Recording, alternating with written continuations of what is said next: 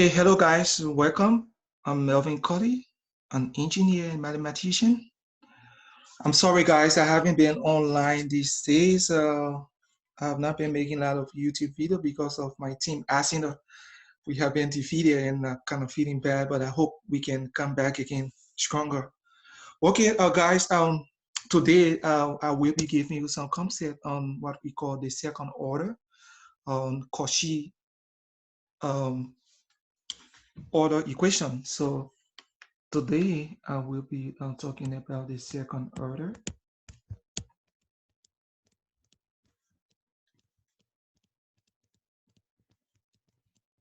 equation.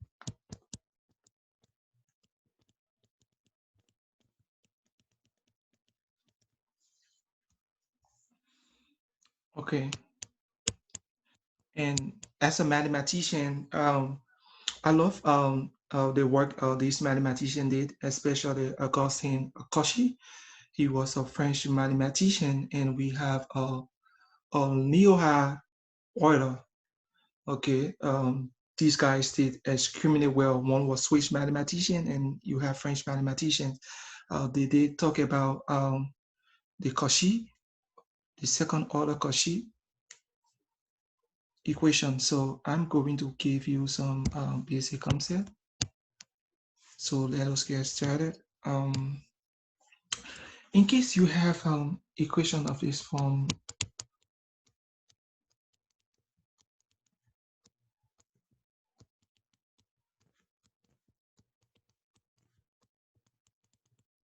we consider this to be second order Cauchy order equation, and this one is what we call the homogeneous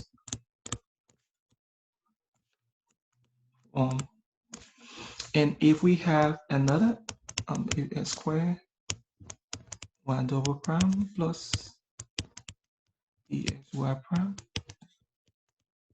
CY this time around equal to G of X, and we say this is non-homogeneous.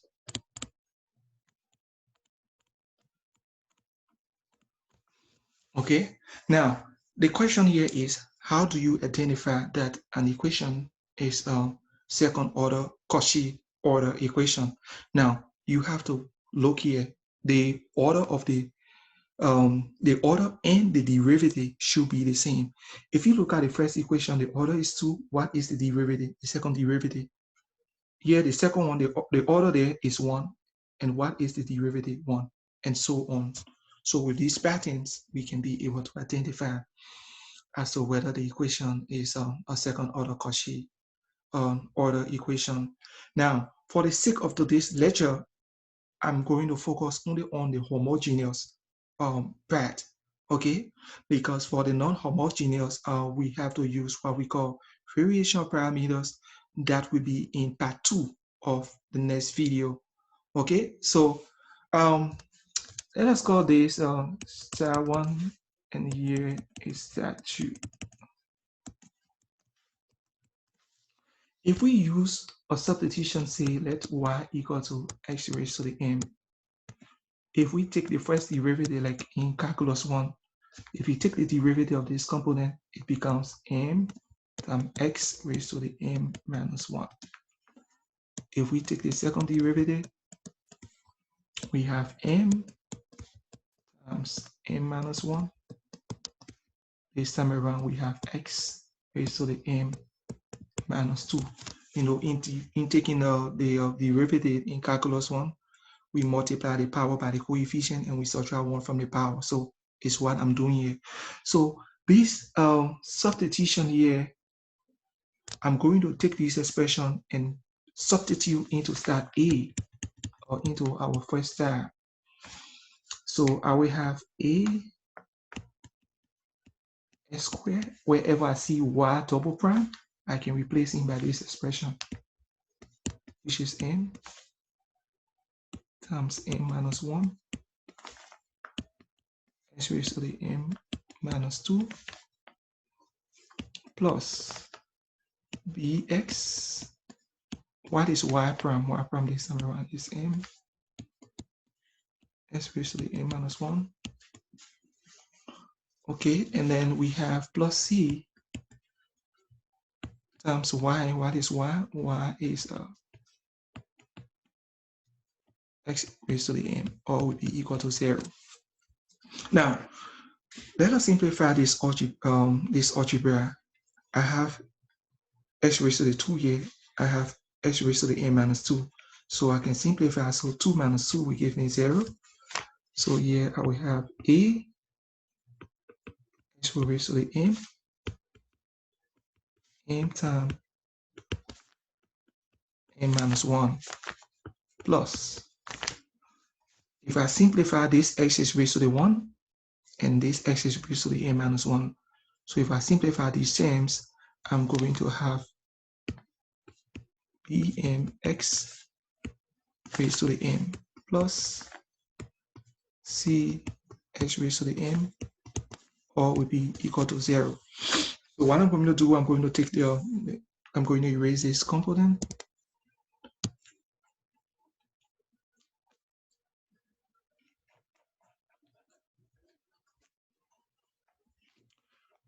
Okay,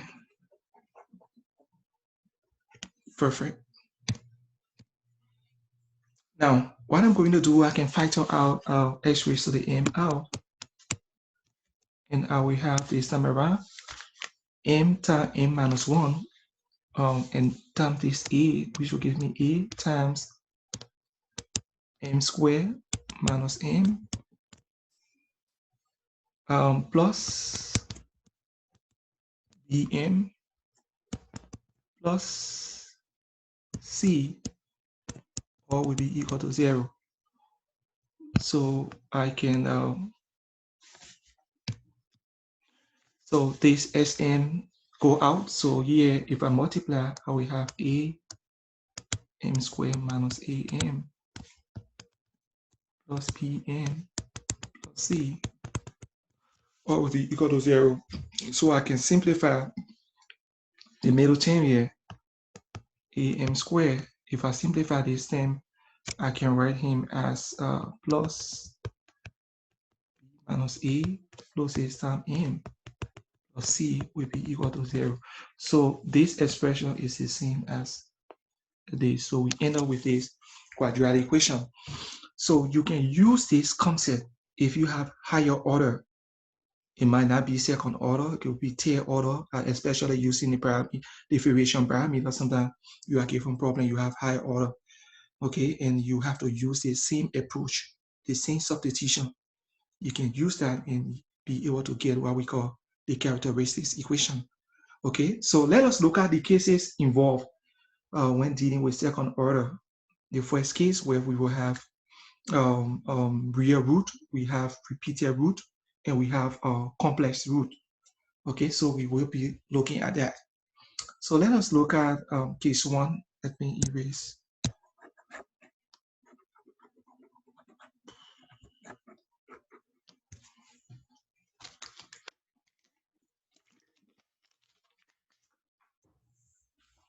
Let us look at case 1.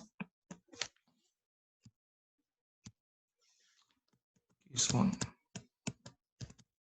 Case 1, we want to talk about the real roots. So if we have problem A, square y double prime minus 2xy prime minus 4y equal to 0. Okay, so I'm going to partition this 4 here. So what I'm going to do in this case, you can say let y equal to x raised to the m. You take your first derivative, you take your second derivative, you replace into the equation, and then be able to come up with your characteristics equation. It's fine as well. But since we have this formula for second order, we can just substitute. So a will be the coefficient to the x term, which is 1. B will be the coefficient, which is -2. C will be the coefficient, which is -4. So we can substitute into this equation. So making a substitution, wherever I see s, wherever I see this term, Let me erase this one.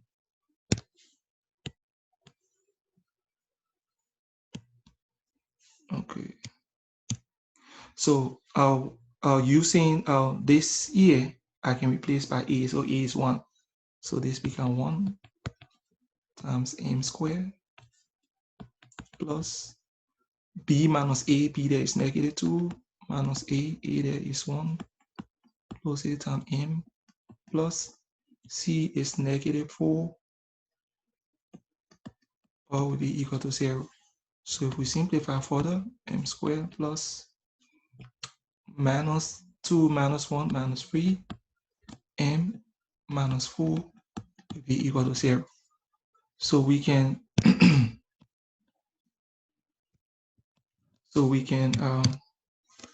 factor out this guy. It becomes m minus 4 and m plus 1 all will be equal to 0. So m minus 4 will be equal to 0. M plus 1 will be equal to 0. So let me write this well.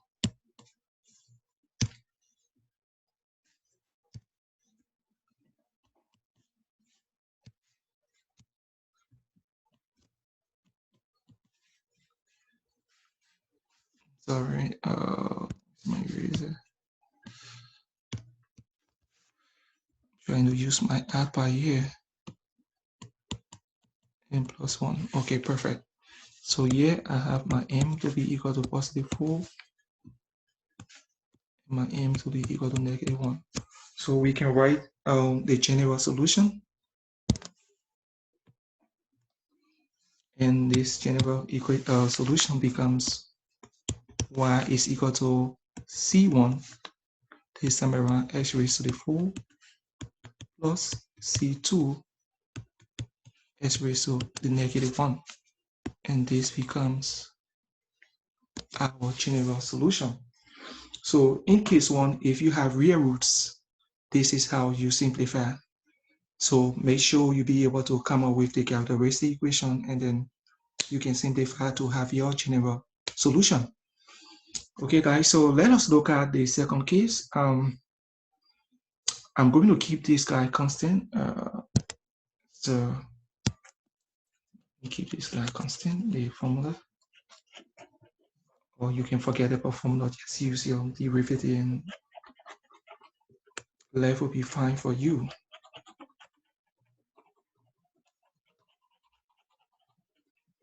It's very important, especially in this formula. A, B, and C, they are all real numbers, and A is not equal to 0. This is very important, especially in engineering. We use this stuff, especially for fluid flow in engineering. You start off partial differential equation. Okay, so we can look at the second case. So I want to look at case 2. Case 2, I want to talk about a repeated root.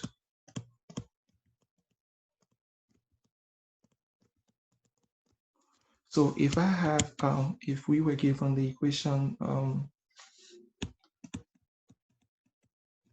4x squared y double prime plus 8x y prime plus y will be equal to 0. So we want to solve this one. As I told you earlier, we can make our substitution. Let me clear my board. So my a would be equal to the coefficient. A is 4, my b would be equal to 8, and my c, the coefficient here is 1. So we can substitute directly so that we can be able to find our characteristic equation. So using this, a there is 4, so it becomes 4m squared plus b minus a, it's 8 minus 4 plus a times m plus c, there is plus 1, all will be equal to 0. So I will have 4m squared, 8 minus 4 is 4m plus 1 will be equal to 0. So we can use our we can be able to solve this equation by using whatsoever method you want to use. So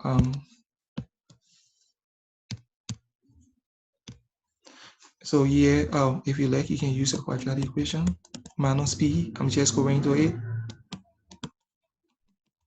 plus or minus the square root b squared minus 4 times a. A there is 4, 4 times 4, 16, 16 times 1, 16 over 2 times a, 8. So I will have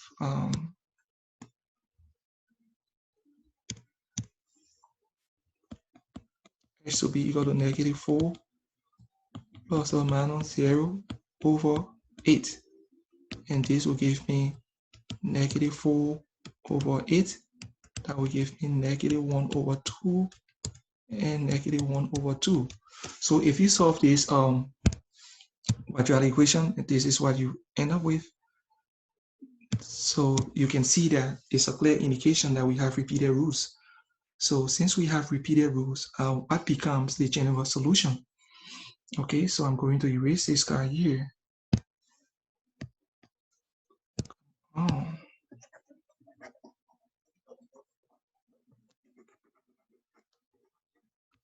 right. So our general solution, y is equal to c1 x raised to the negative half plus c2 x raised to negative half, and then we say the ln of x this time around. So we include that. So whenever there's repetition, we also use this idea. Remember when you're solving homogeneous differential equation, we use C1, C2 when there's repetition. Like for instance, if we were not talking about this, our ordinary differential equation, we will have C1 e raised to this portion plus C2x e raised to this. So we can use, so it's this is similar concept here, but the only thing we are using is ln of x. Okay, so just okay, so that is case 2. So let us look at the third case. So I'm going to only keep this constant so that we can use and erase the remaining. So we can take this guy off.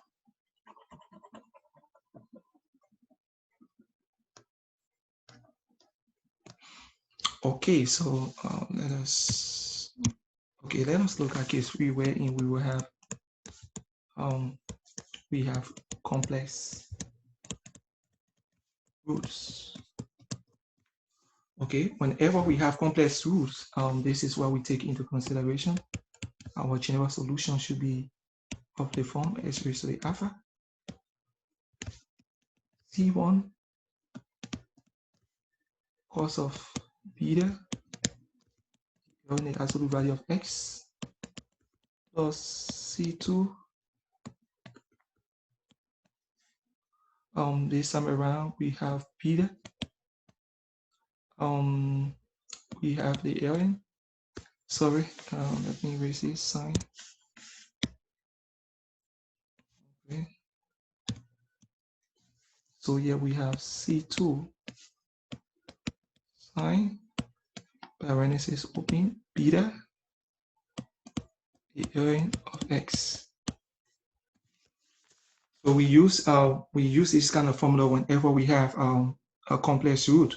So let us look at a problem that we can be able to come up with this. So for case 3 example, we have square y double prime plus x y prime plus 16y all will be equal to 0. Okay, so let me erase up here. Come on, erase. Okay. Okay, so in this case, I'm putting it into our equation. You know, our equation earlier is a squared. We have something like okay, let me erase this one.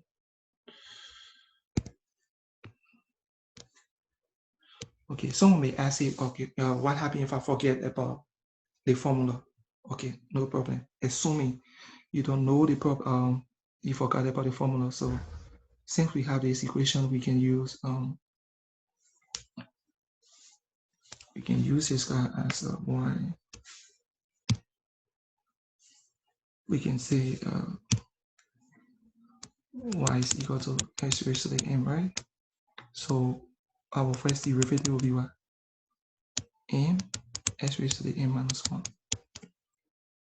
Our second derivative will be equal to m minus 1. This time around we have x raised to the m minus 2. So assuming, because it's not good to memorize and you are forgetting, so what can you do in this case? So that's what I'm doing. So I'm going to erase this guy.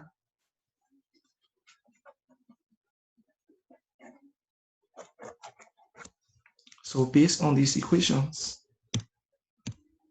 I can make this substitution. So my substitutions become times y double prime, which is m times m minus 1, x raised to the m minus 2 plus x times y prime. What is y prime?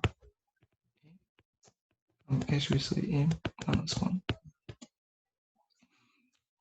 plus 16 times y. What is y? Y is x raised to the m. And then we say all will be equal to 0. Now, from the same approach, how we derive the quadratic equation, it's the same thing, assuming that, hey, I forgot the formula. So if we simplify this and this here, I will have x raised to the m times here, I will have m squared minus m plus, if I simplify here, I will have x raised to the m times m plus 16 x raised to the m, or will be equal to 0. So I can take this actual equation from there. Let me erase that so I can get space. Perfect. So if I factor out x raised to the m, we have m squared minus m plus m plus 16, all will be equal to 0. So this guy is out. We focus in the parentheses, the bracket. So we can get m squared plus 16 equal to 0. So if we simplify, m squared would be equal to negative 16. So if we take the root,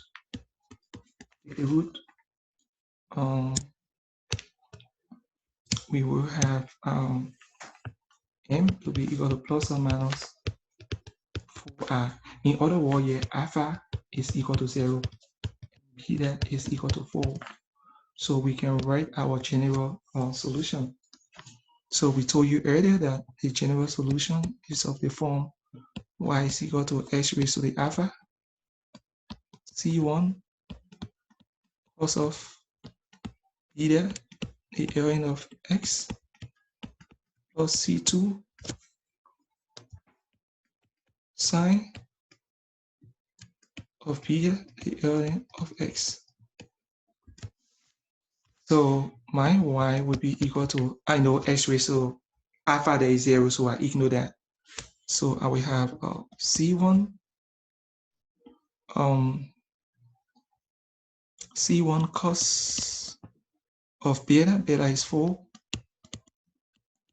the ln of the absolute value of x, plus c2, I will have sine beta there is 4, the ln of the absolute value of x. And this becomes our general solution. So this is what we do. These are the methods we use. So sometimes it's not good to memorize. So you can use this approach, especially when you have in higher order, because it might not be all of the time or quadratic. Okay. And then for the second lecture video will be on this time around. We are using the same idea, but we are talking about non-homogeneous. Okay. So that means we have g of x to be given some value. So in that case, now we have to use the variation parameters that we will be talking about using the Ruskin and other methods. Okay, so see you in the next video. Come on, Asino. I hope you can do better. I hope you can do better. Come on, Asino. Thank you guys. See you in the next video.